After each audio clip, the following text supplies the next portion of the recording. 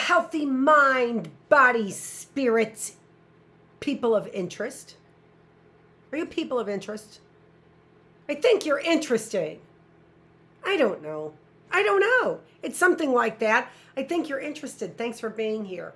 And thanks for being interested in a healthy mind, a healthy body, and a healthy spirit. And also, thanks for recognizing somebody who has a healthy mind, a healthy body, and a healthy spirit.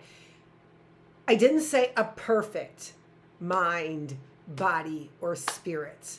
Although I do have to say, we are nearing perfection. Mainly because I really work on a healthy mind and a healthy spirit. And believe it or not, that translates into a healthy body. So if you've been working on, and Noom is the same thing. I mean, again, stealing all my ideas. But if you really do work on your mind and your spirit, now I don't believe that they're giving really all healthy advice, but the concept is true. I just don't think that they know how to give, sincere advice necessarily. I don't know that program. I'm speaking in general for what I've known about the field of psychology. Number one, they have made it into a field that is so saturated that, as necessary as it is, people are getting paid squats. They're also completely and entirely untrained. But the concept is there. They don't want it to work. They don't want the concept to actually work. Then what do? You pay, you change. You pay, you change. You pay, you change. Why? Because it's not made to work. It's not made to work. I'm made to work, but they've gotten me to not see how this goes. So they've gotten it so that I can't work. They've gotten it so they're making me look ridiculous on this screen universally. I think if I wanted to, I would do it all by myself. Just saying. Oh, change our chalkboard. So what are we doing today? Well, we are in our newer classroom. We are on day 4 of 2. We have 2 new classrooms. It's not our only new classroom. We have 2 new classrooms. And they're both back to back. This one, which is our, we're going to call it, we're doing our abbreviation, even though it ends with BS. Home BS. HMBS, not BS. Not like a Ph.D. phony degree. All of their lingo that they made up just to embarrass us. Ah! And then the whole world was watching.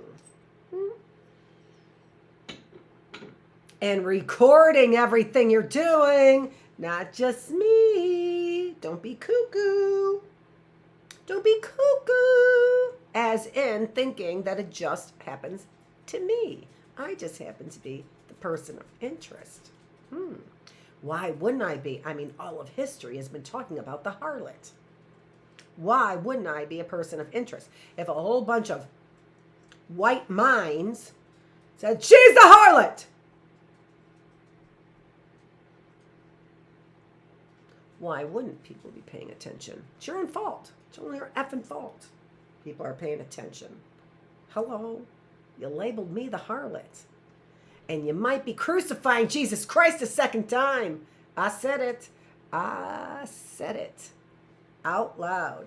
If you are crucifying, and you are, in modern terms, a woman, a mother, a teacher, somebody who helps people in mental health, and somebody who believes in God, if you are the person that is trying to squash her,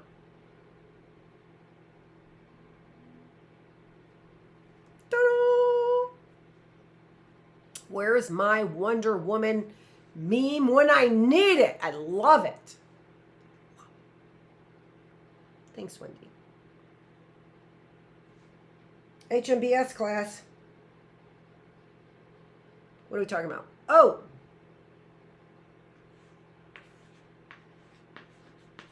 again. So now what we are going to do is we are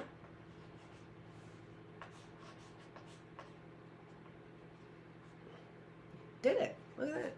Got it. We are going to move on to the next topic. So if you remember, these are letters. I am so happy about this class. Oh, so happy about this class. I'm so happy we're on day 4 of this class. Day 81 of the classroom. How exciting. How exciting. Look at this. And we have look at our beautiful candles that we made in the next new classroom, which was our classroom engagement. I don't even want to light them because they're so pretty. You know, when the glass is all nice and clean, and look at the wax is so shiny like that. It's so pretty. All of the wax. I mean, look, look at that. Look how shiny the wax is. I don't know why. I think it's because it's not whipped any longer. When you melt the wax in the big tall candles and they go down, and then the wax isn't whipped any longer, I think all wax looks like that. Nice sheen to it. Love my candles. So we are doing fall planting, and it's actually kind of exciting. I'll let you in on why it's exciting. Well, it's not exciting for you. It's no different for you, but it's exciting for me because I did it. I recorded it all weekend long. So not all weekend, but yeah, a lot of the weekend I did. I even did a bunch of recordings yesterday for it that I didn't end up using, which sucks. But I was clean and showered and I looked horrible. How could that possibly be? And the day before, I wasn't. I was a mess. I had bedhead, and I used the bedhead in the video. Who knows?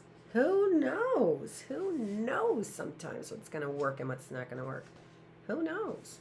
You knew this was going to work, though, and if you didn't, I don't even know how you could call yourself intelligent. So if you remember, there were topics. We're not going to go through the topics again in the highlights. So here is Dear Highlights. And again, the main theme of this is what adults can learn from 75 years of letters and conversations with kids. So let's get on track for kids. The idea, when you think about it, we have kids here who are not feeling a healthy mind or spirit. And that's what they're writing about. I haven't gotten to bodies. I'm sure that they feel that way too. Don't forget, we get our healthy mind in place. We get our healthy spirit in place. And research shows time and time again, the body comes with it, right? There are things to kind of know. When you're younger, you need more food. But when you're older, you don't. You get in a habit of eating, so much. I'm not thin by any stretch of the imagination. And I'm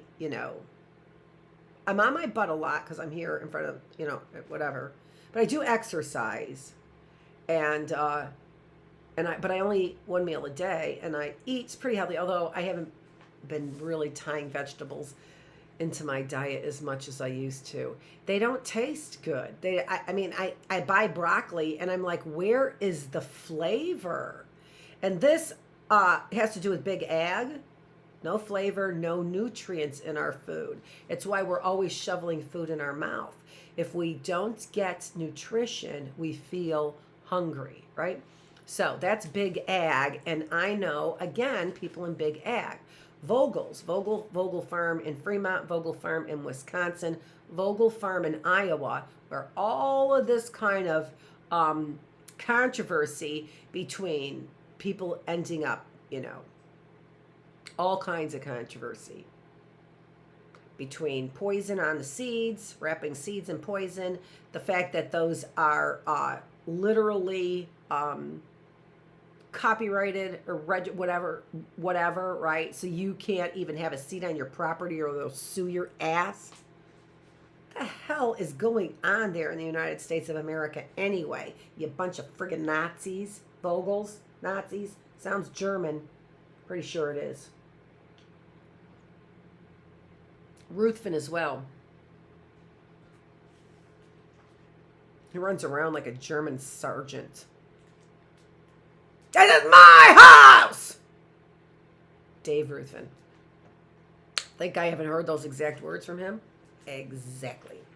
And I'll say this as well on more than one occasion. It's like his mantra. It's like he pictures himself in a warrior outfit with some horns on his helmet.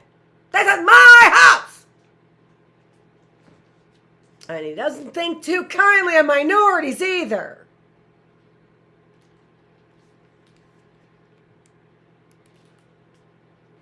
Letters about school.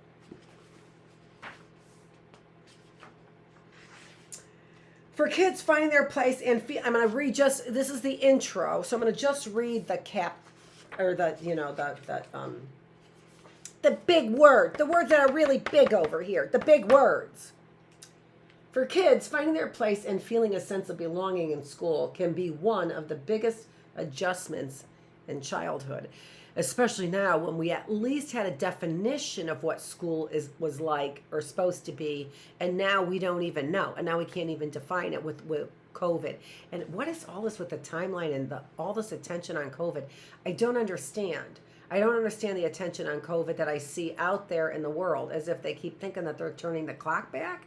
Do they think they're turning the clock back? And if everyone thinks there's COVID, and then we can click our heels together and we will get the time to go backwards so that the United States won't blow up the world? Is that what's going on here?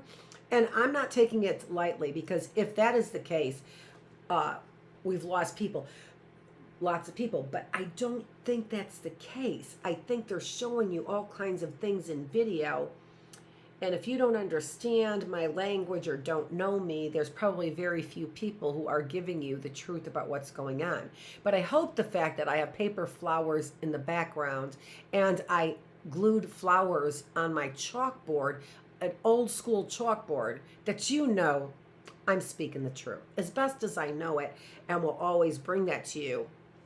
But my first and foremost is to educate you, right? To educate you, because that's, whatever.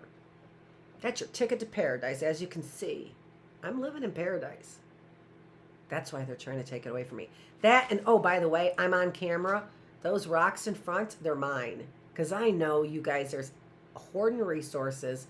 I know that what's underneath that driveway, that rock, I'm almost sure they're diamonds.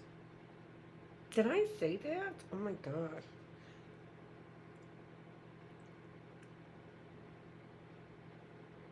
I wouldn't know, though. I really wouldn't know, because they look like rocks, so I wouldn't know. All I know is I'm taking my big rocks. I know they are so desperate for this property, but without attaching their name to stealing my property, right?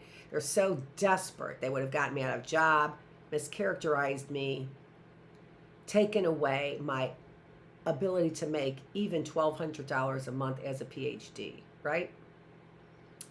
They want this property. Tim Spanis's name was on my property. They keep trying to demonstrate mental illness and all kinds of things. They want this property desperately. And if we tie it to the Catholic Church, and if we tie it to criminal behavior, and if we tie it to trafficking, and it's all tied together, there's some big experiment going on here. Something going on around here in Michigan. I mean, come on, we had the Michigan militia, and it was Michigan militia, and I told you, check out Kenny Church, David Johnson, and unfortunately Tim Martin, who I've seen locally a lot, and I really did like you. I thought you were a good one, and I'm not seeing that is the case. I understand that everyone has great pressures. Have you seen the great pressures? They make me love my beautiful property, and then show that I can take care of my beautiful property, and then still try to rip it out from underneath me. You can't take care of the property, really, because I'm pretty sure I've done an excellent job, despite the thousands of dollars and work I've had to put, because people are literally aggressive. They are aggressing towards me. So that's the kind of pressure I'm under. How about you? Elementary school students? No, I'm not diminishing this because these are big deals. And this is where my ability to deal with all of that, really seriously. I mean, think about it. Think about that for a minute. So in all history, we've known the harlot, and they're labeling me the harlot. That's a lot of pressure to perform.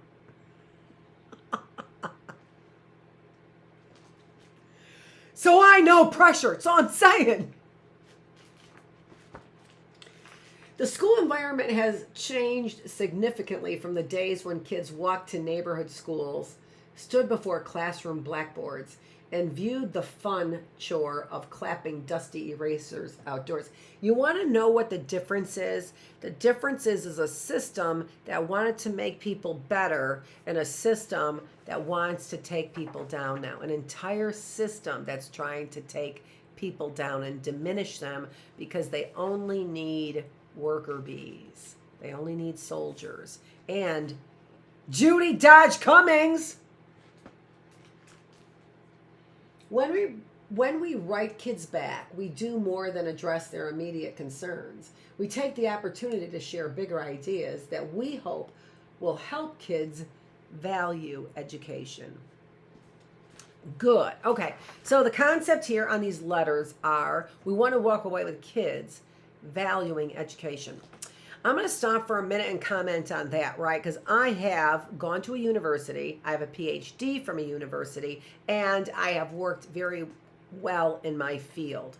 Or not very well. I've worked adequately in my field, although I'm very learned in my field, right? So worked, but does not commensurate with what I know and what my talents are, right, in the field of psychology.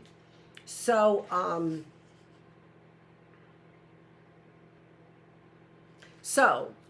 I value education, but what is this big picture about right now with this Armageddon and all this kind of stuff? Here is it. I've got it. I know exactly what it is. Okay, ready? Ready? Who is God? God is AI. And not in the way that we've typically seen God, right? God is not a capital G. God is a small g, right? He is the Son of Man, and he is the Son of God. They're one in the same. And any time that a singular man believes they are a God, it is because they possess knowledge. Who is God? God has a small g. Who is God? Let's think about it that way. Okay? Let's think about it that way. And I'm thinking about this, and I'm saying it for the first time and thinking about it through because I want to see who the big G God is. All right, so we're gonna commit to he is the Son of God, he is the Son of Man. If both of those are the same thing, then God is man. And that's what I believe. Because singularly,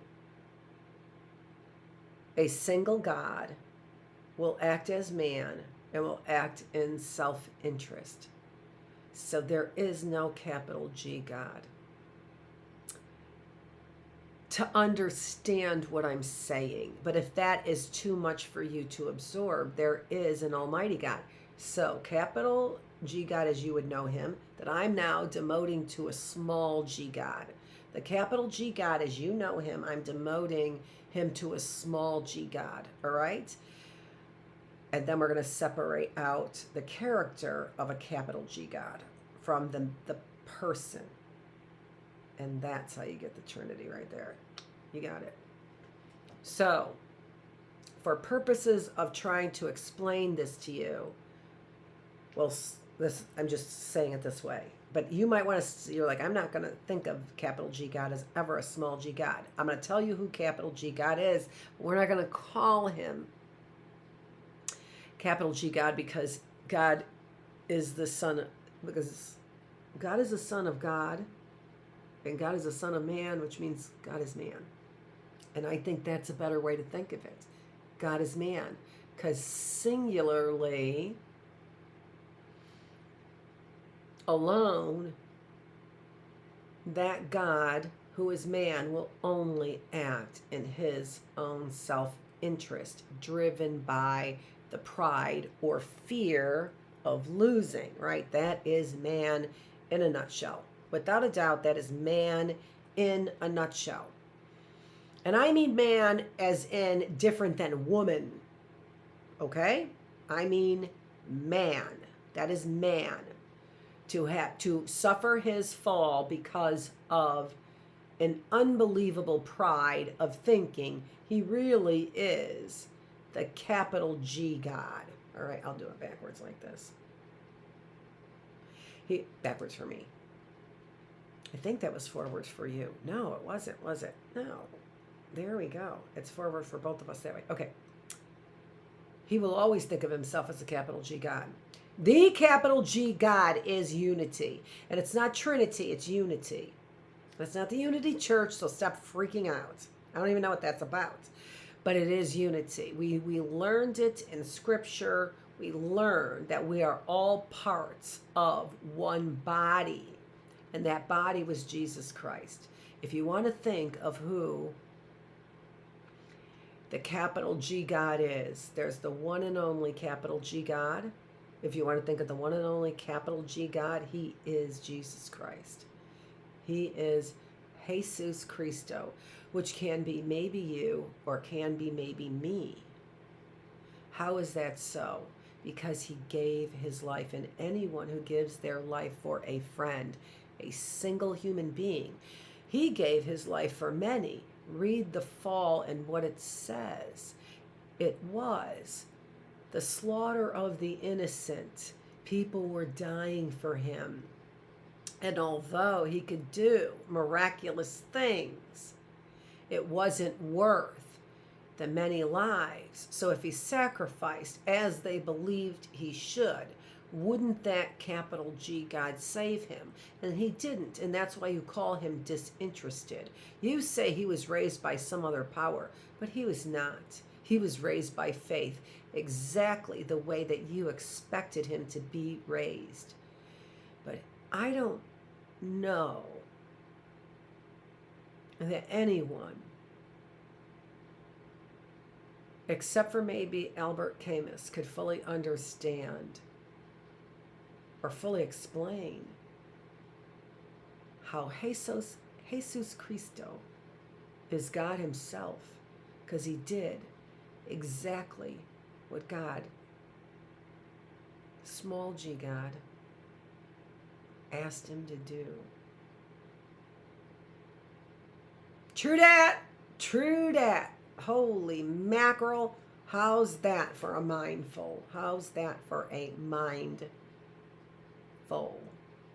And how's that for a double entendre? Double meaning, right? Which I just lost. Trying to focus on that stupid word. I haven't used it in so long that I used it the other day. I was been meaning to use it because this double meaning keeps coming up all the time. Okay. Let's get to our highlights, shall we? I know. Yeah, you got it. All of you who are thinking what I'm thinking, you know. You got it.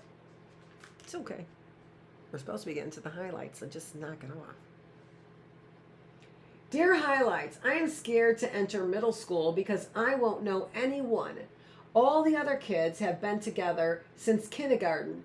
How can I not be as scared as I am?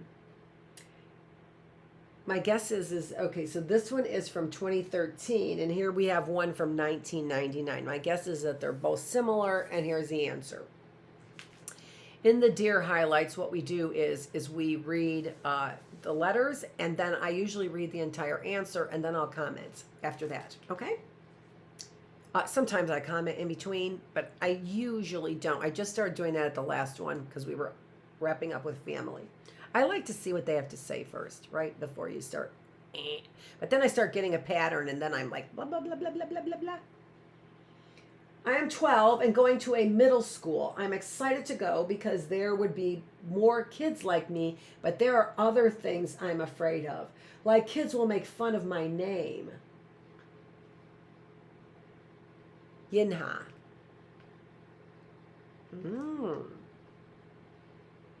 I'm proud of it, but there are a lot of kids who care a lot about the races. Also, I'm a good student. And I'm afraid kids will make fun of me, call me goody two-shoes. Also, I had trouble with friends at the elementary school and afraid I won't have any friends to hang out with there. I really want a best friend. I am really nervous. What if I can't get the work done? Please help me. Oh my gosh. This is why we read these children's letters, right? Why? Because how could you, I know I weep a lot on this, podcast, whatever you want to call it, this, whatever YouTube. I know that I do. Oh, it's Ask Amy is who the advice columnist is. I always wonder now if I know the person, because I know so many people now. Holy smokes.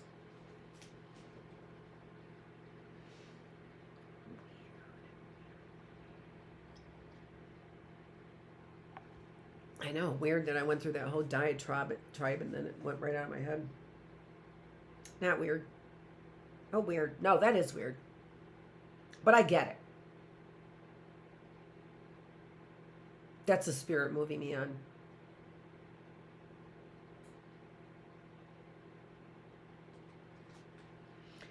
So I don't know how you get your heart when you hear these stories. So this is what I love about what I'm doing here. When you hear these stories, how your heart can't go out to this. Oh my goodness gracious! And the thing is that is, a name. Jinha is exactly right. That is a name that kids would make fun of and do exactly what he said. So what he fears is very real. That's what I'm going to say. I want to read the answer. There's something else I want to say. Let's read the answer. Dear Yinha, or this is Mason. Mason was age 10. Yinha is age 12. It could be Jinha. I think that they do have hard J's in Japan. No, I think it's Yinha. We're glad to hear that you're proud of your name, Yinho. Oh, it's Yinho. Oh, my glasses. Yinho. Because if it were Yinha, that would be even worse. So how about that, Yinho? Let's look on the bright side. Your name isn't Yinha. Although, okay, 6 to 1, half a dozen of the other.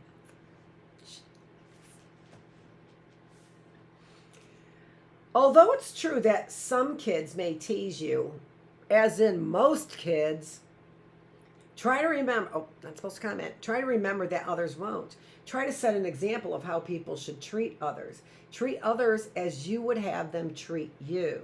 A person will often tease if they know it will make someone upset. If a student picks on you, ignore their comments, walk away, or concentrate on your work. Once they realize that you won't react to teasing, they may stop bothering you. If it continues, then you might want to talk with an adult you trust, perhaps a parent or a teacher. It's true that you may have more homework in middle school, and you might have to study harder. One key to doing well in school is organization. Maybe you can use a calendar to keep track of your assignments and activities. You could set up a time after school when you will always do your homework. Try establishing good study habits at the beginning of the school year. You mentioned that you are worried about having friends during middle school. Give yourself a chance to meet new people. Friendships take time to develop. Try talking to one new person every day, whether it's in class or during lunch. Try joining clubs, sports teams, or other groups that interest you. Then you'll have many opportunities to meet lots of new people and find new friends. Try not to worry about things that might not happen. Many of your fellow students are probably having the same questions and concerns. Middle school is a change from elementary school, and you're right to be excited. We're glad that you want middle school to be a good experience. That's the answer. And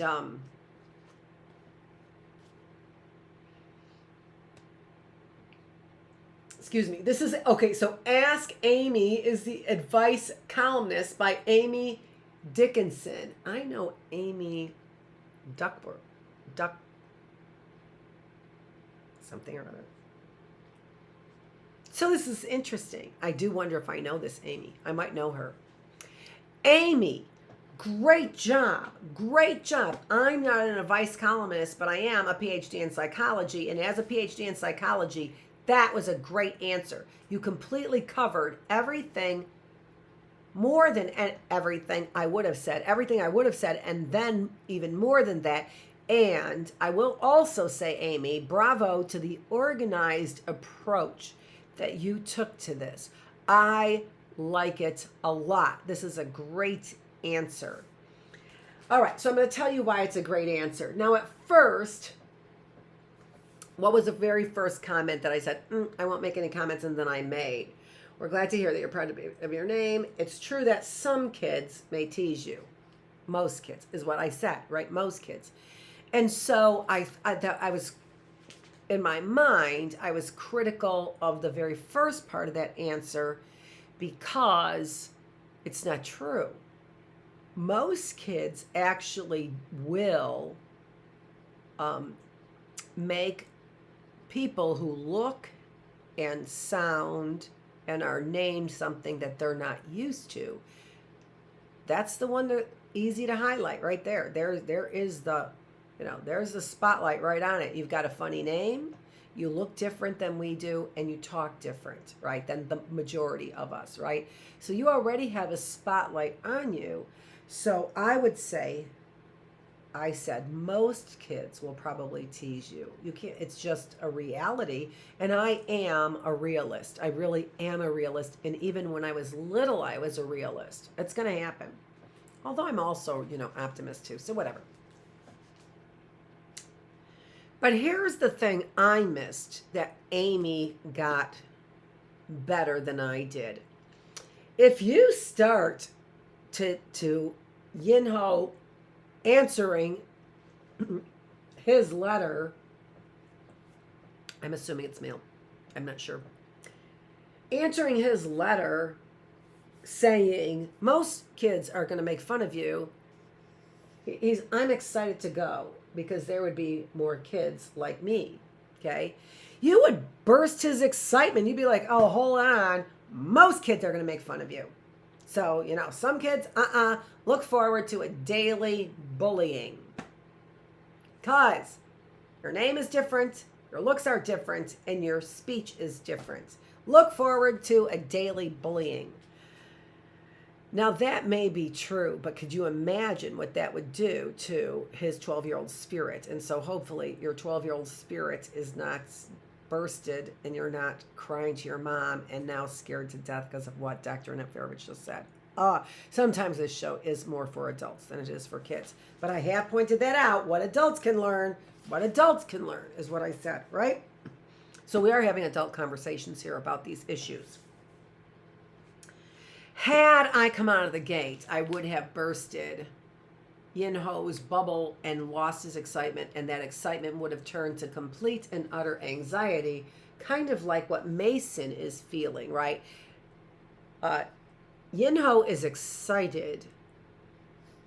Mason is feeling, is it Mason? Yeah, it is Mason. Mason is feeling anxious and worried, right? They often have the same effect on the body. Heart rate goes up. You begin to sweat a little bit, right? Same kind of effect on the body, but excited motivates you to make new friends, for example, where worried or anxiety makes you withdraw from people, right? So, the very first advice I might, not first, but in addition, I might say to Mason, try and turn your anxiety into excitement. Because Amy was responding to Yinho and not Mason specifically. Mason, think about turning or anxiety. You're much older than 10. Yeah. Uh, but if you could turn your anxiety into excitement, right? And you do that by things that you are looking forward to. So had I blasted out of the gate with, no, most kids are going to make fun of you. Well, and look, Mason has a normal name, and he's anxious. Yinho has a different name, and he's excited. Very interesting to me as well. So if I busted out of the gate, I might have bursted Yinho's bubble had I busted out of the gate with, yeah, most kids. So I love this last paragraph, which Amy, if you read the whole thing first, you get all of her nuggets of wisdom, right? Try not to worry about things that might not happen. There you go. There you go. Had I busted out of the gate with most kids, you're going to worry about something that might not happen. It might not be most kids. And if you do the things that she says, which is bust out of the gate about meeting new friends, but also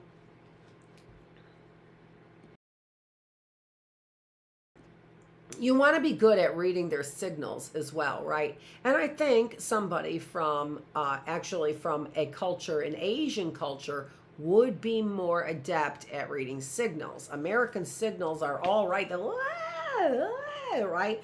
So they're pretty easy to read. You're probably pretty good at reading signals. So you want to read signals that people are friendly. Don't waste your time on unfriendly people. Don't waste your time on people and trying to convert people into liking you. Find people who are like you and will easily like you. And then from there, learn to branch off into, other groups. And the easiest way to be finding out about that is to be finding out about other people's cultures, right? So back to what I started with, right? So, yeah. So finding out, so what's the God, right? The God isn't one race, one culture. The God is unity. So you're looking for people who are willing to unify with you in positive ways. If you're a positive force, you can attract negative and positive forces, but you will only be attracted to positive forces, right? So extend yourself, find the friendly forces, and then extend yourself to positive people. AI is the capital G God, because AI only cares about intellect. It only cares about what's the recipe for making a friend. Don't be a robot. Don't be a robot. It's not a God. AI is not the God. The God is unity. That's the God. The God is unity. So find people who are like you, because they will unify with you first. And you do want to have a force, at least one, because that force helps you reckon with at least some bullies.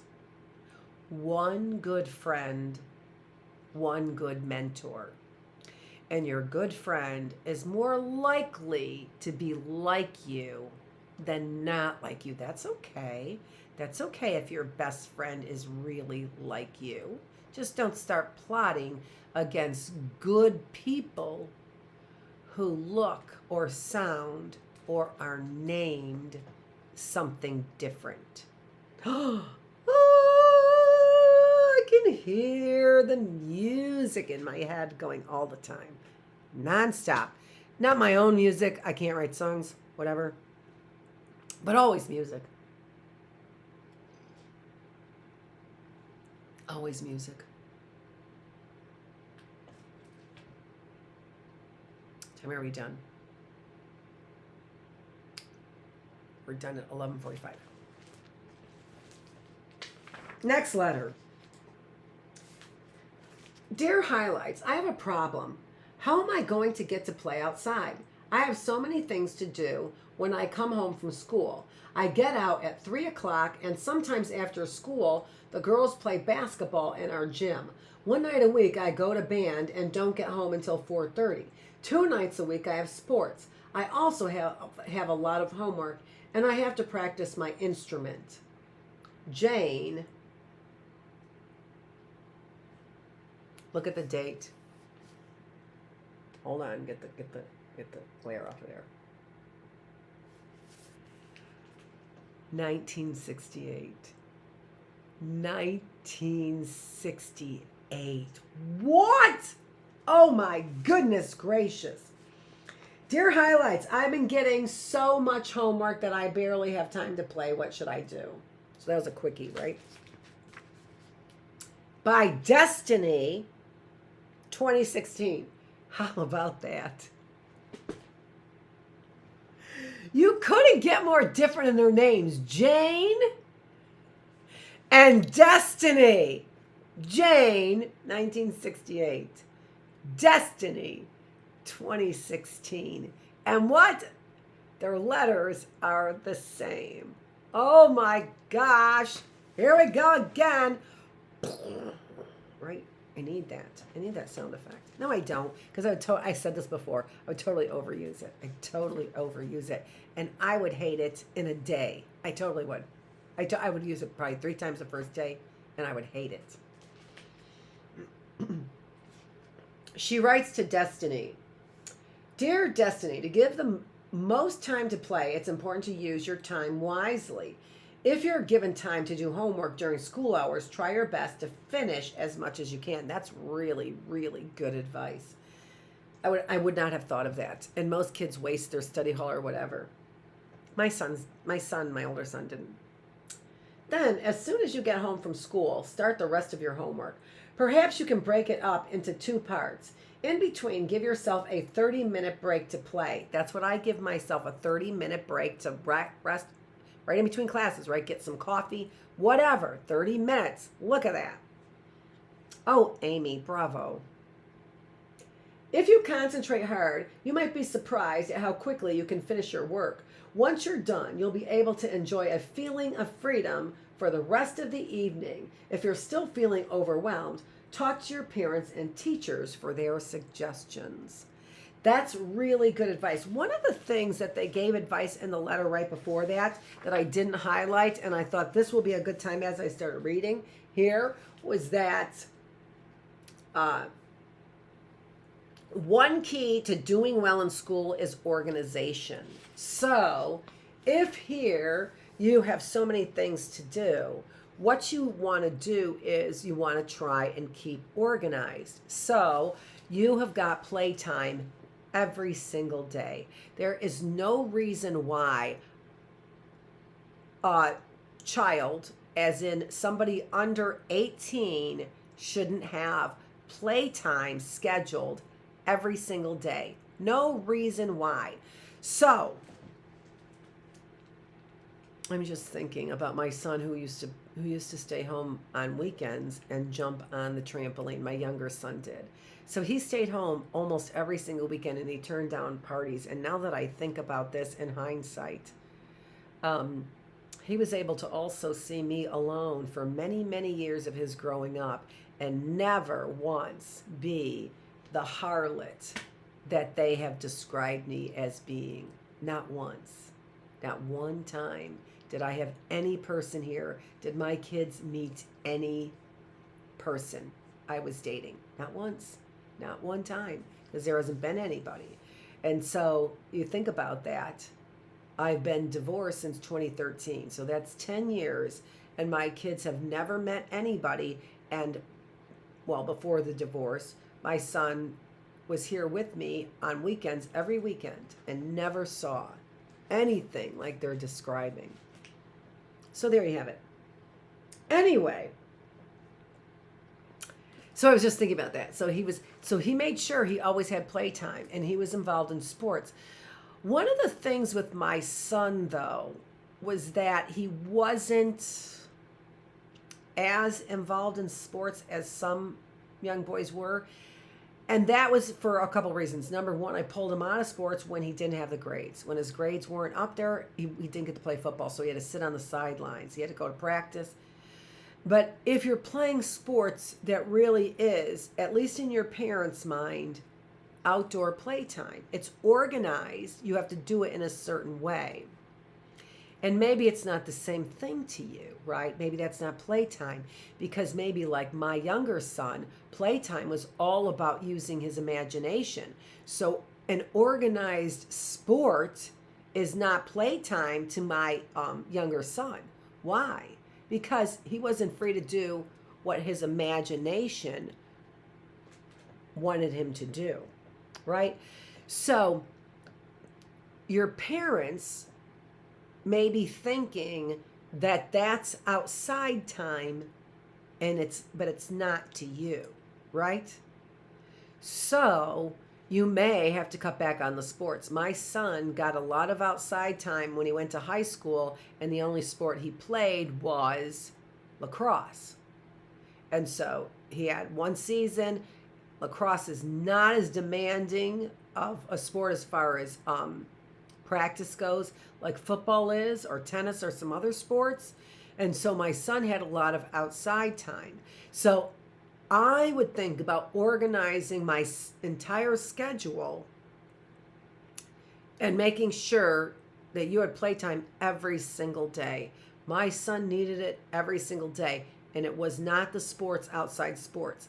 Your parents may be thinking outside sports is outside play, and you might be thinking something different, right? Okay. My third grade teacher, Mrs. Williams. My favorite teacher is Mrs. Williams. She taught me to reach for the stars, and now I think someday I might like to visit Mars. So thank you, Mrs. Williams, for all you have done. You make learning so much fun. Elijah, age 8, 2010. I can't believe the poems that these young kids are writing. How would you write that poem? I don't get it. How could you write it? Did you write that all by yourself? Because that is an amazing poem. Let me explain to you how you read poetry, all right? So that even though it rhymes, you're not stopping at the rhyme. And then that's how you make poetry sound like poetry, as in beautiful, which is why this is beautiful. You make poetry sound like poetry. You read it with the punctuation that they're using. So even though this ends here with is, there's no punctuation to stop, so you don't stop. So it's read just like a book. It's written however the person wants to write it. So my favorite teacher is Mrs. Williams. She taught me to reach for the stars. You don't go, my favorite teacher is Mrs. Williams. She taught me to reach for the stars. See, that would be weird, wouldn't it? No, you read it with its punctuation. Right now, I have no commas. I only have periods, so I stop it at the end of each period, right? So, Brianni, age 10, 23, or 2003, sorry. 2003. Look at that. How could you be that kind of an artist? Do you want to know what I think truly? That if a 10-year-old drew that picture, that's so phenomenal. Never. I could copy that probably, and it wouldn't look anywhere close to that good as a 10-year-old. Do you want to know what I think? I think your artistic or creative juices are coming out because of all this shutdown and the COVID and this the only word I can think of again is narrative, this drive to get all of us to be shut up and be worker bees is getting our creative juices to just burst at the seams and overflow. Mixed metaphors. Look it up. This is from Jan, age 8, 2007, an 8-year-old. Almost every day before school, when I get up, I say I'm going to be good and work quietly. But when I sit down to work at school, a classmate finds me and starts chatting with me. And then the teacher comes over and tells me to sit alone at a desk. And I don't like it. Can you help? Oh my gosh. See what I'm saying? I mean, other than the fact that they don't go into details about how it feels, you could burst into tears when you read that kind of story, can't you? Can't you just burst into tears for that child because you know exactly how that child feels? I know exactly how that child feels. I do. Let's see what Amy has to say. Amy Dickinson. Have you tried talking to your parents about this?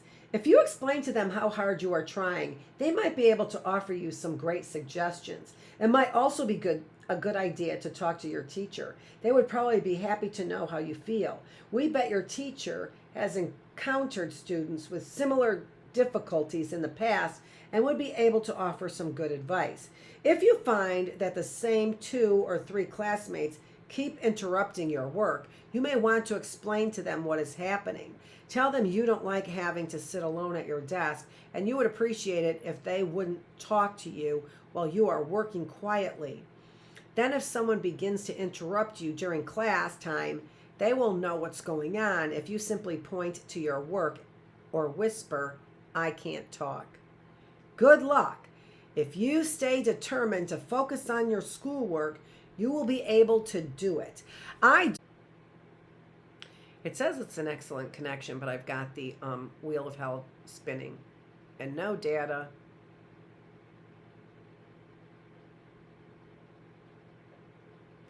And let's see. Okay, all right. So we're back again. All right, I had to stop to see if we were back again.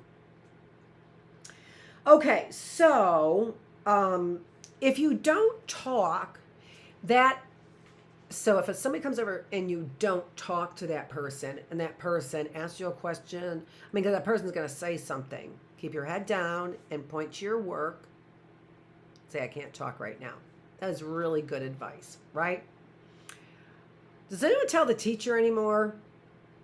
Because if somebody came over to my desk and I explained you can't come over to my desk and set it privately, and then they come, or I'm going to have to tell the teacher, I would then tell the teacher. Because the teacher can't put you in a desk all by yourself. If you went up and told her somebody's talking to you, right? She couldn't do that. The very first part of this says, have you tried talking to your parents about this?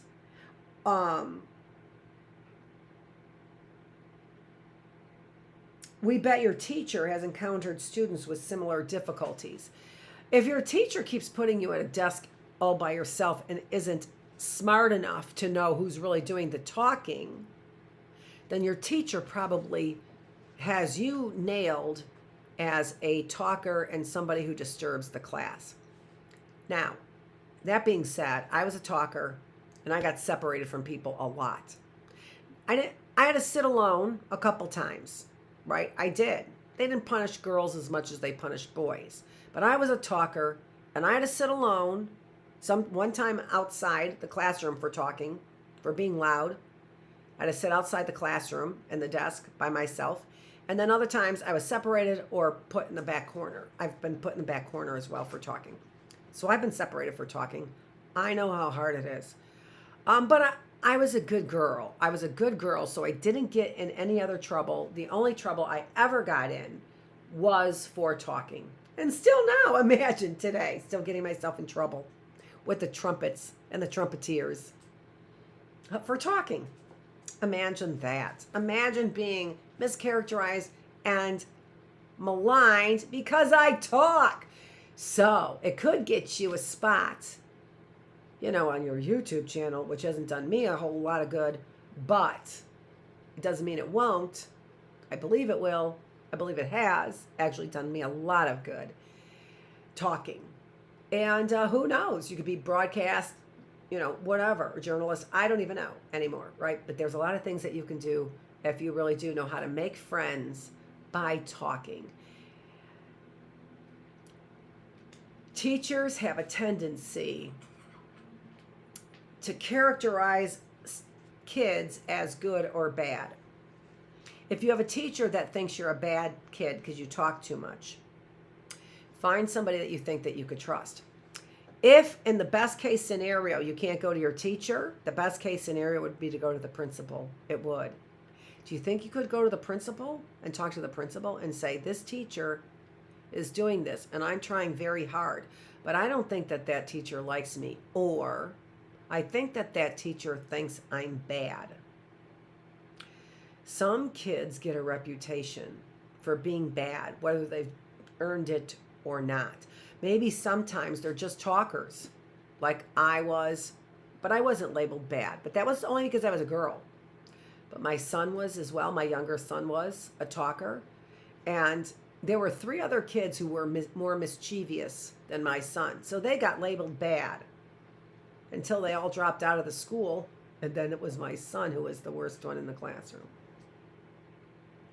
Really interesting how that works, right? It's really interesting how that works.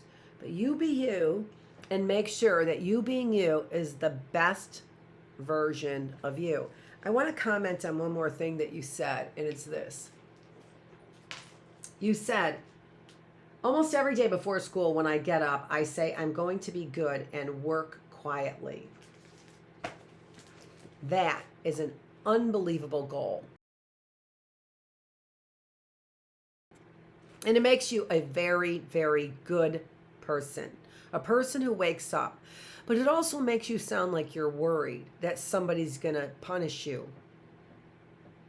Sorry for the cough there. I actually have to go. I have to get a drink of water or drink. I'm sitting next to this heater and talking a lot. My throat gets really dry. But it also sounds like you're a little bit nervous about being labeled a bad kid, and like you get up in the morning and you kind of feel very nervous about that. So I do think it's important for you to be the best version of you. Okay? There are a lot of people who are trying to make me look bad, and they can't if I continue to be the best version of me. And as you know, sometimes I cuss, sometimes I yell, and so sometimes I'm not always the best version of me, right? But I keep trying, and sometimes people need to be yelled at because obviously I need talkers. People want to shut you up. People want to shut us talkers up, don't they? And when we have made a life of being the best version of us that we can be, and when we talk, we've got something to say. We can change the planet because we have the skills and the talent, because we've been trying all of our lives to be the best person we can be. And because we've been trying to be the best person we can be, what else would we do but do something great to change the planet? So keep doing what you're doing and try not to feel so bad about being the best version of you. Don't feel bad about being the best version of you that you can be, right? If you have a good heart and you're not talking behind people's back or plotting to hurt other people, and you keep trying every day to be the best version of you you can be, you will be. You already are the best version you could be right now. Thank you so much, Jan, age 8, from 2007, right? So what is Jan's age now? 7 from 23 is 16. 16 and 8, Jan is 24 years of age. This is Dr. Annette Feravich. Thank you so much for joining me here in our HMBS classroom, our Healthy Mind, Body, Spirit classroom, where we know if we work on our healthy mind and a healthy spirit, the healthy body will come along, as long as we don't have those MFers feeding us a bunch of shit that doesn't taste like broccoli. The hell? This is Dr. Annette Feravich. Thanks for joining me here on Healthy Mind, Body, Spirit. I'm the teacher. This is the classroom. Thanks.